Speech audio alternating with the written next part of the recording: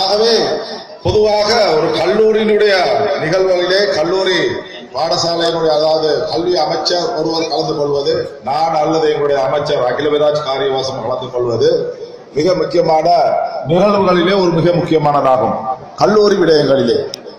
அந்த வகையிலே இந்த கல்லூரியினுடைய இந்த நிகழ்வுக்கு என்னை இங்கு அழைத்த பொழுது நான் நேற்று இரவே இங்கு வந்து தங்கி இந்த காலையிலே இந்த பாடசாலைக்கு நான் 8 மணி 5 நிமிடத்திற்கு நான் இங்கு வந்து விட்டேன்.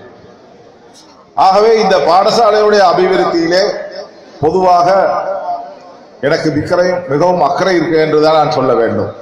அது எந்த பாடசாலையாக இருந்தாலும் சரி, பாடசாலை என்பது ஒரு சமூகத்தினுடைய மிக முக்கிய பங்கை வகிக்கின்ற ஒரு ஸ்தாபனமாக இருக்கின்றது. இன்று இந்த பாடசாலைக்கு 1600 மாணவிகள் இருக்கின்றார்கள், மாணவிகள் இருக்கின்றார்கள். 120 ஆசிரியர் இருக்கின்றார்கள். இந்த கிராமத்தை பொறுத்தளவில், இந்த அக்கரைப்பற்று பிரதேசத்தை பொறுத்தளவில் இது ஒரு பெரிய கல்வி சமூகம் என்றுதான் சொல்ல வேண்டும். 1600 மாணவிகள் இருந்தால் கிட்டத்தட்ட 1000 பேரண்ட்ஸ் இருப்பாங்க. 1000 × 2 2000 பேர் இருப்பாங்க. கணவன் மனைவியும் சேர்ந்தா 2000 பேர் இருப்பாங்க.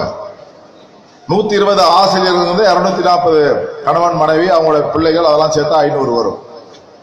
ஆகவே 2500 பேர் ஒன்று கூடிய பேசக்கூடிய ஒரு இடம் ஒரு கல்வி கூடம் என்பதை நாங்கள் மறந்துவிட முடியாது.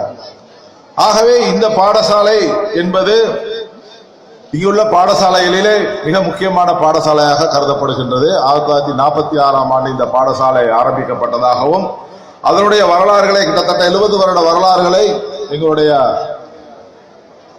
கல்வி பணிப்பாளர் அவர்கள் இங்கு சொன்னார்.